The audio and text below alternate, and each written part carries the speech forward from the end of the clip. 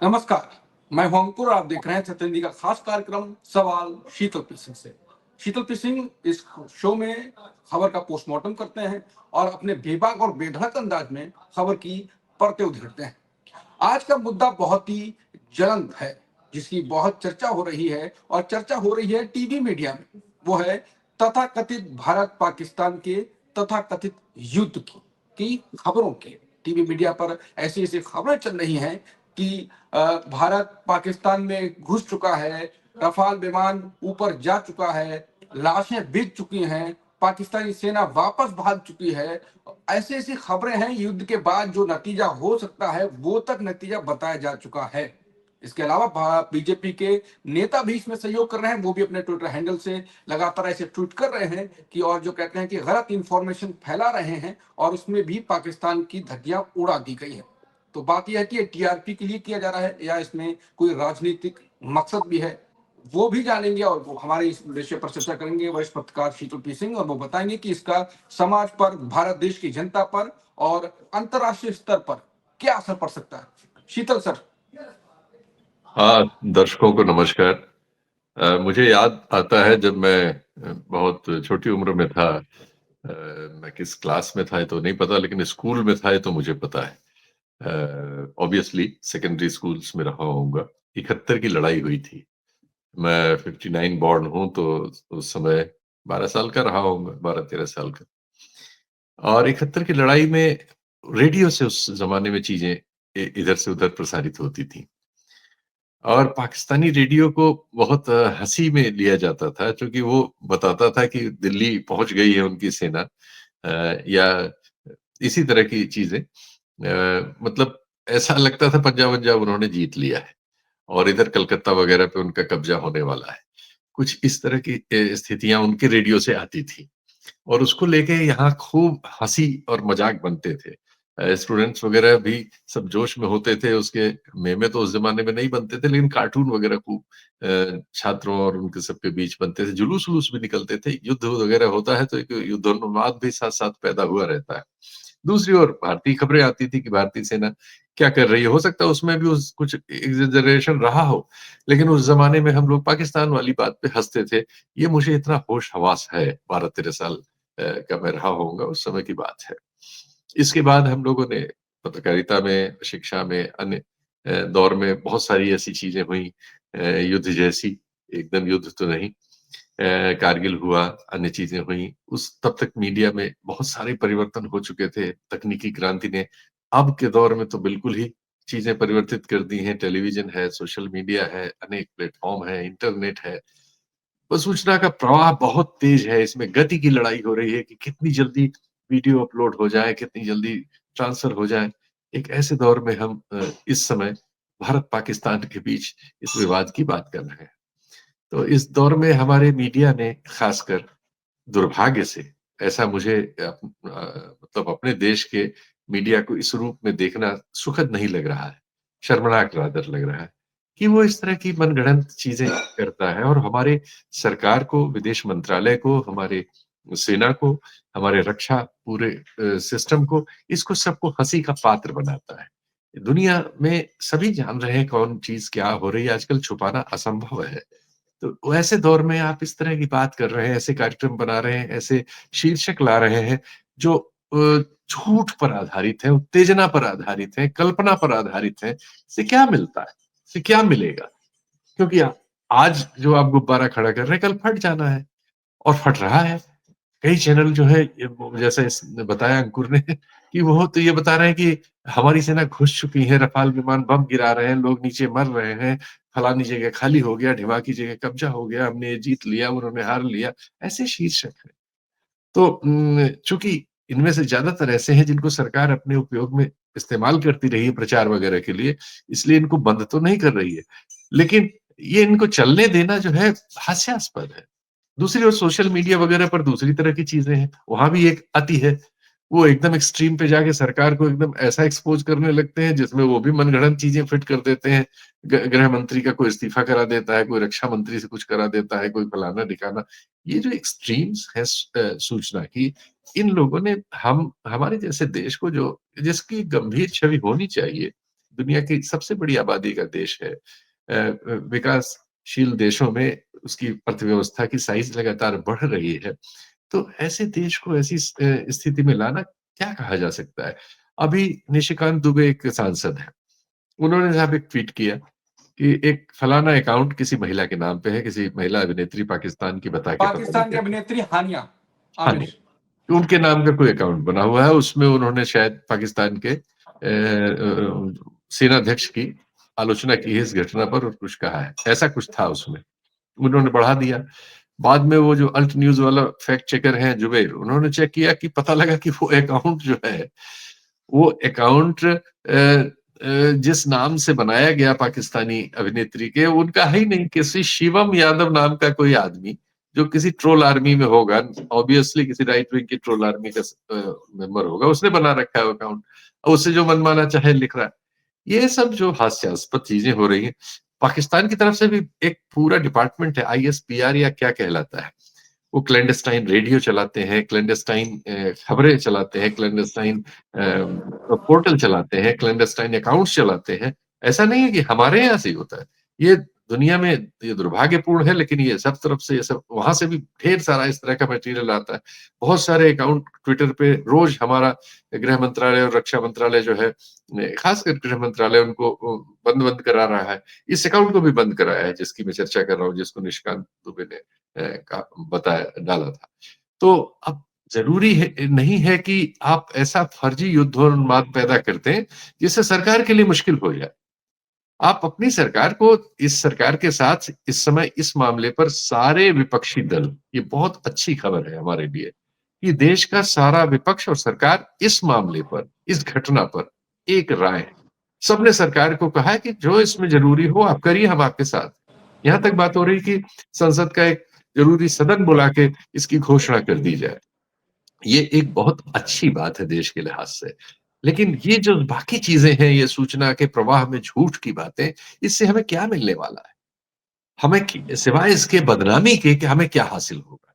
लेकिन अब ये प्रतियोगिता चल रही है और इसमें सोशल मीडिया का एक हिस्सा है, ये बिल्कुल एक तरफ उल्टा जा रहा है, वो भी झूठ पे आधारित है, हाँ उतना ही आलोचना का पात्र है। लेकिन एक चीज़ हम पाते हैं कि सोशल मीडिया के प्लेटफ़ॉर्म्स पे तो बहुत जगह जो आप कह सकते हैं कि वो सरकार के विरुद्ध जा रहा नज़र आता है। उसमें तो कार्रवाई होते हुए हम देखते हैं, उनके अकाउंट वगैरह, उनके यूट्यूब अकाउंट वगैरह सीज़ हो जाते हैं। लेकिन जो मीडिया टेलीविज़न मीडिया पे इस तरह का झूठ जा रहा है, ये कि युद्ध हो गया और हम घुस गए और हमने मार दिया और जहाज गिर गया और इतने लोग मर गए और ये सब भी भई, इस पे भी तो कुछ कार्रवाई होनी चाहिए। सरकार की कार्रवाइयाँ एक तरफ़ा नहीं नज़र आनी चाहिए। और इन संगठनों को भी अपने आप में एक आत्मनियंत्रण की ज़रूरत है। ऐसी जो बॉडीज़ हैं जो इन सब पे इनकी सब की जाँच करती हैं, इन सब संगठनों ने बना रखी हैं, उनके किए गए जुर्माने वगैरह का कोई असर नहीं हो रहा है, हम देख रहे हैं। ऐसे अनेक एंकर जिन पे इस तरह के झूठ प्रचारित करने के या सांप्रदायिक विद्वेष प्रचारित करने के मामलों में इन्हीं के बनाए संगठनों ने जुर्माने वगैरह लगाए, उनमें कोई फ़र्क ही नहीं पड़ा। वो वैसे ही ढिठाई से, जैसे पाकिस्तान पे कोई फ़र्क नहीं पड़ रहा है, एक के बाद एक आतंकी घटनाओं में और ये सब हल्ले-गुल्ले में फिर कुछ वो वही सब करता हुआ मिलता है, वैसे ही ये लोग भी मिलते हैं। इनका भी कोई दीन-ईमान नहीं है। चाहे जितना आप कर लीजिए, चूँकि वो जुर्माने भी बहुत छोटे 25,000 50,000 के हैं। आजकल टेलीविज़न चैनल वगैरह करोड़ों में खेलते हैं, तो ये सब उसके लिए पीनट्स भी नहीं है। तो समस्या ये हो रही है कि ये सब चीज़ें इनका संतुलन आने की बजाय बजाय ये और असंतुलित होती चली जा रही हैं। और समाज में कुल मिला के गल्प और कल्पना शीलता, और वो भी झूठ पर आधारित, उसके विकास में योगदान दे रही हैं। इससे एक बीमार समाज पैदा होता है। झूठ कभी भी किसी स्वस्थ समाज को जन्म नहीं दे सकता। ये बात हम बिल्कुल। कैसे अपने लोगों को समझा सकें?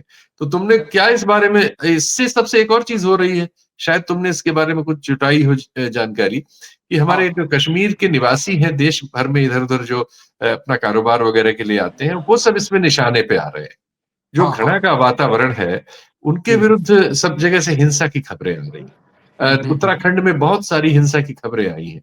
अच्छा, कोई हम्म, अपराध हो जाता है, उसमें कोई मुस्लिम अगर शरीक है, तो पूरी कम्युनिटी को सज़ा देने जैसा, उनकी दुकानें तोड़ देना, उनकी मस्जिद में ऊधमबाजी करना। अरे भई, अपराध अब कोई हिंदू कर देता है, तो क्या पूरे हिंदू उसमें पीटे जा सकते हैं? या उनकी दुकानें हम्म, जलाई जा सकती हैं?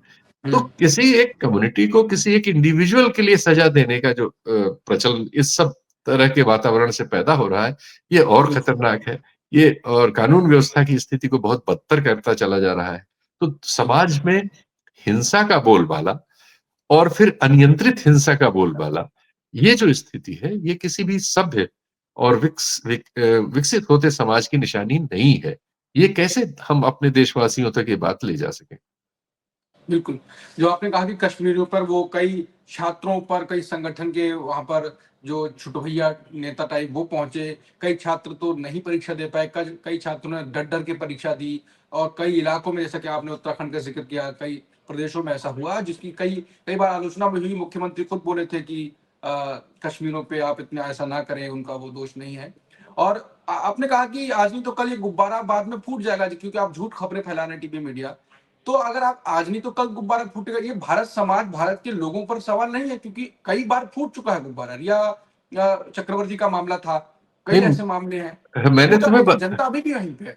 मैंने तुम्हें बताया ना कि जब मैं 71 की लड़ाई में युवा मतलब युवा क्या, तरुण भी नहीं था, छोटा 12-13 साल का हाँ। बच्चा था। तो उस समय हम लोगों को इस पे कितनी हंसी आती थी कि पाकिस्तानी रेडियो क्यों झूठ बोलता है।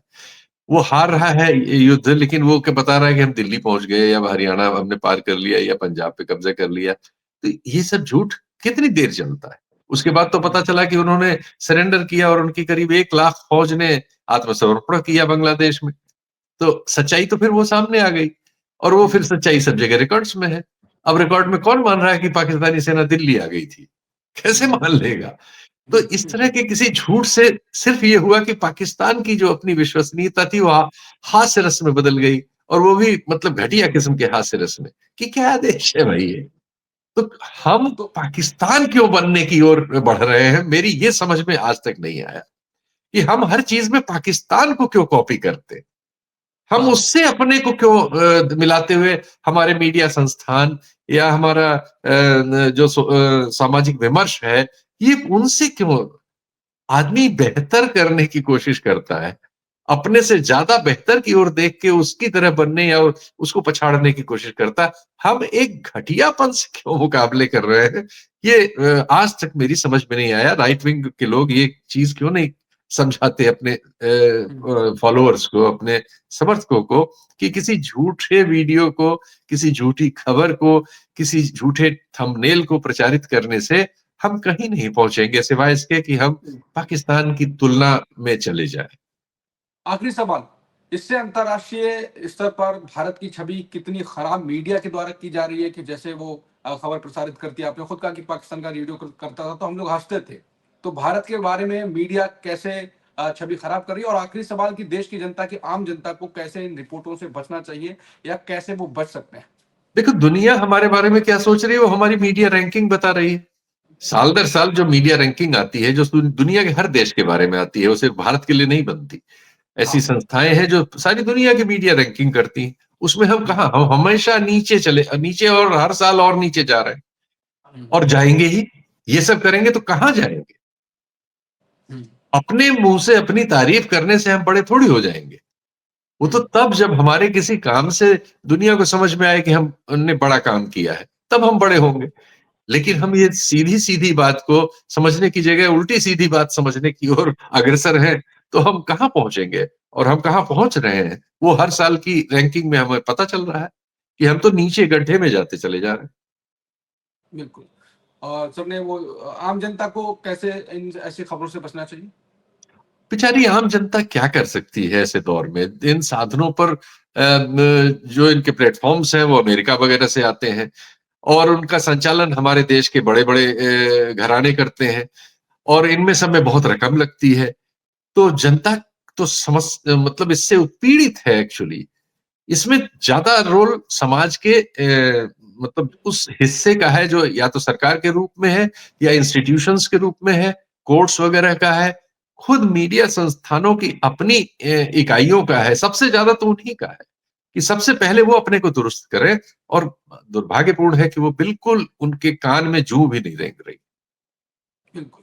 उनके कान में जूं भी नहीं रेंग रही, जैसा कि सर ने कहा कि जैसा सर ने अपनी पाकिस्तान के रेडियो का ज़िक्र किया, तो भारत के टीवी मीडिया की जो रिपोर्टें आती हैं तो बाकी लोग भी ऐसे ही हंसते होंगे और छवि लगातार गिरती जा रही है और वो रैंकिंग भी बता रही है और बार बार वही है कि हम पाकिस्तान को कॉपी क्यों करते हैं। अब टीवी मीडिया ने भी पाकिस्तान को कॉपी कर लिया है और देश की जनता, जैसे सर ने कहा कि क्या करे, वो खोलती है और तो वही नजर आता है और बीमार समाज भी ऐसी टीवी मीडिया पैदा करती है। नमस्कार।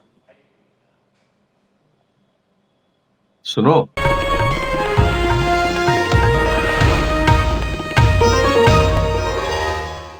Copyright disclaimer under Section 107 of the Copyright Act 1976. Allowance is made for fair use for purposes such as criticism, comment, news reporting, scholarship, and research.